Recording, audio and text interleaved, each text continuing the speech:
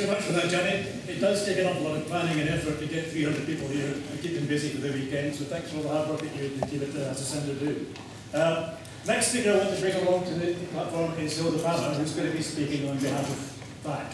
Hilda said I wasn't allowed to say anything about her when she got up here, but I will just quickly point out that she's been working for Greater Manchester Hazards for the best part of 30 years, and I was one of the people responsible for appointing her in the first place. So, I'm sorry about that.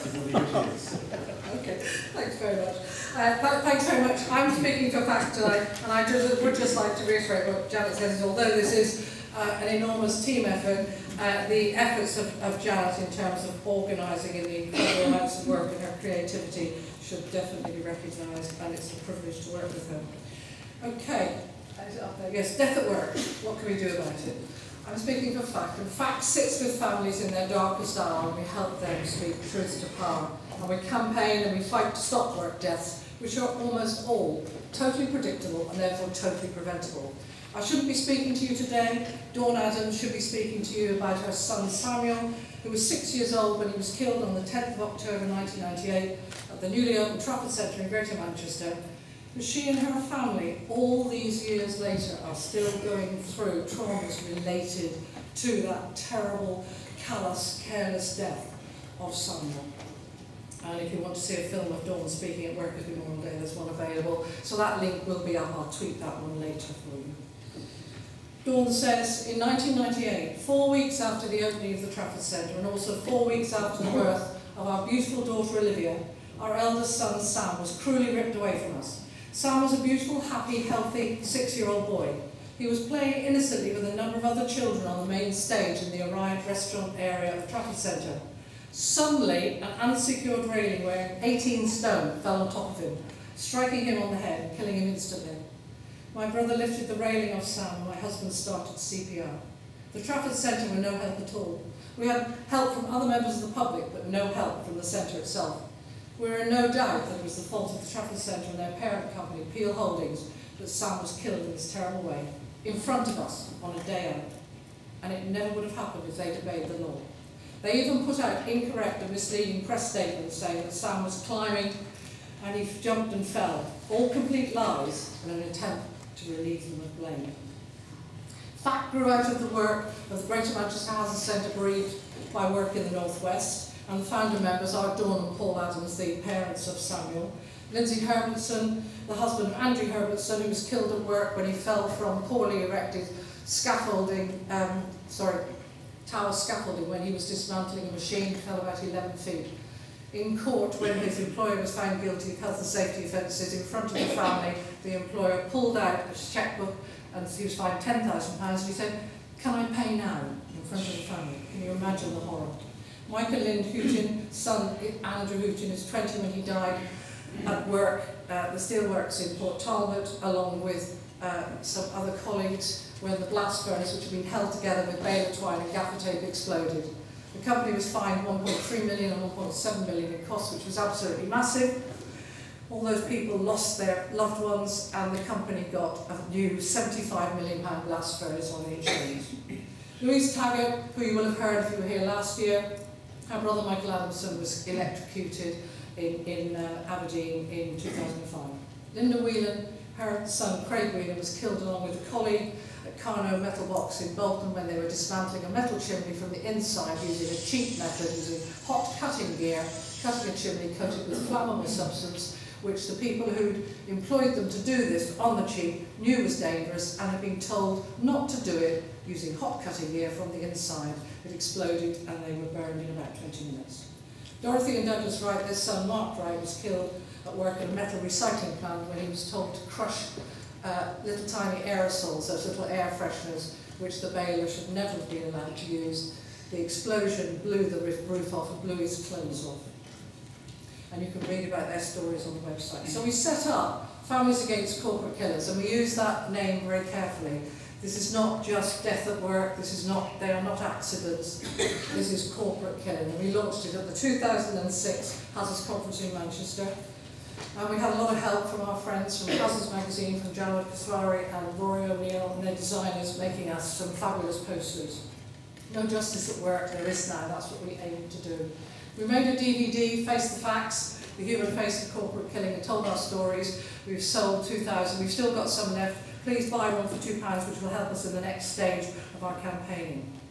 We campaign against the lies told about work-related death, about the fact that it's an accident, about the fact that health and safety is red tape. David Cameron called for a bonfire of red tape. On the 14th of the 6th, 2017, there was a real-life bonfire of people at Grenfell Tower because of the fetish of the Tory government and other things with cutting red tape and deregulation.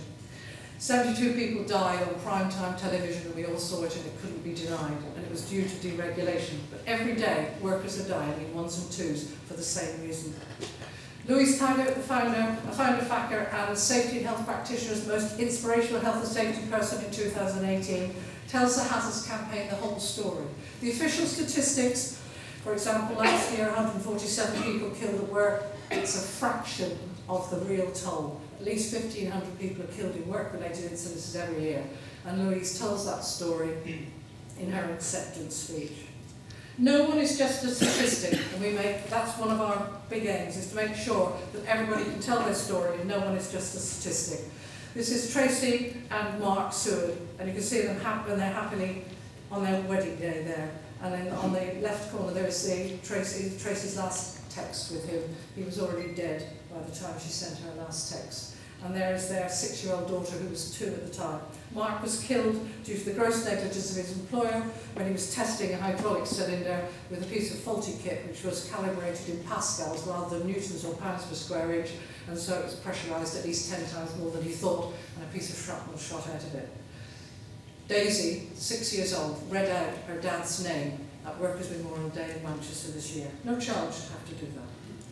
The Tories also lie and say good health and safety is a burden on business. That's wrong, completely wrong. The lack of it is a burden on us. This is mum of 2, Laurie Swift. She was 27 and she lost her partner, Alan Winters, when he was crushed to death at work. He was 28 and he was killed just 6 weeks before the birth of their son, Alan Jr. Poor old Laurie had to grieve for her dead partner who never got to meet his son and bring up 2 children on her own. She didn't get any compensation. The only person who got any compensation was the unborn child, and then a very small amount of money. She was absolutely destitute. Working in a cafe, but struggling to put food on the table. They're burdens. Trevor Burton, father of Jason Burton, who's also spoken here, said, rather than the burden of obeying health and safety regulations on employers than the burden of my son Jason, crushed by a 1.5-ton ship's bow thruster. I'm working at the moment with a woman whose 24-year-old son was killed. I'm helping her to provide her statement for the sentencing hearing of one of the people who helped to kill him. Ben's death was not immediate, and I still have visions of my son standing up after being shot by hydraulic oil, shooting out with tremendous force. And he staggered across the building site, saying he felt sick and spewing blood, then falling down forever, and that is etched in my mind. Ben's body was returned home to me on my birthday in a coffin. For 5 years I've fought to be present in every event concerning his death. I've seen and read in minutia what no parent should read and see. I've lived my son's death for 3 years while maintaining my house, my children, my job. I took each blow of information because my son had taken the blow that killed him, and I wanted to be there, in my mind, in any way I could, because I couldn't be there for his dying moments. I wanted to bear witness for Ben, and no one else wanted to handle the awfulness of his death. I've carried both his birth certificate and death certificate in my hand, a devastating horror that made me want to collapse. I've had one thought in mind, and that was not to let my son be swept to one side, along with all the dirt and stones that he finally laid in that day, like he was nothing. He was my son Ben, and he meant so much. And I have fought to keep him central to the whole process of the investigation, the inquest and the prosecution, whatever the financial cost to my physical and mental health. Ben's mother will never get any compensation because he was a young man and she was not dependent on him. Fack supports families at inquests and trials. We sit with people in their darkest hour, we help them speak truth to power, we advise, we explain, we advocate, we stand up to everything with love. We try to ensure that the police and the CPS and everybody follow the law. We try to ensure the highest possible prosecutions and challenge decisions if wrong. We try to ensure free legal representation at inquests because there isn't any legal aid. It's very rarely granted. And we ensure families are treated well and we help them to tell their stories. We've lobbied for better laws. We lobbied for a better law of corporate killing in 2006-07. and we didn't get what we wanted. I won't go into that, but that's the information about how we were portrayed. We didn't get director's duties on our website. Fines have increased, some small employers have gone to jail, but still more people are jailed for hurting animals in 1 year than have ever gone to jail for killing a worker. We remember the young people, and Janet has taken up this burden with her Training Safe project, and you'll hear more of that. This is in our exhibition outside. Okay, I just want to say here, what you can do is to support us, give us some funds, help us get justice, put us out of work by fighting for health and safety at work, and help us to do more in the future. Work shouldn't hurt or make us sick, and it sure as hell shouldn't kill. We can't bring back our loved ones who've died. We can try to stop work killing them. Thanks very much.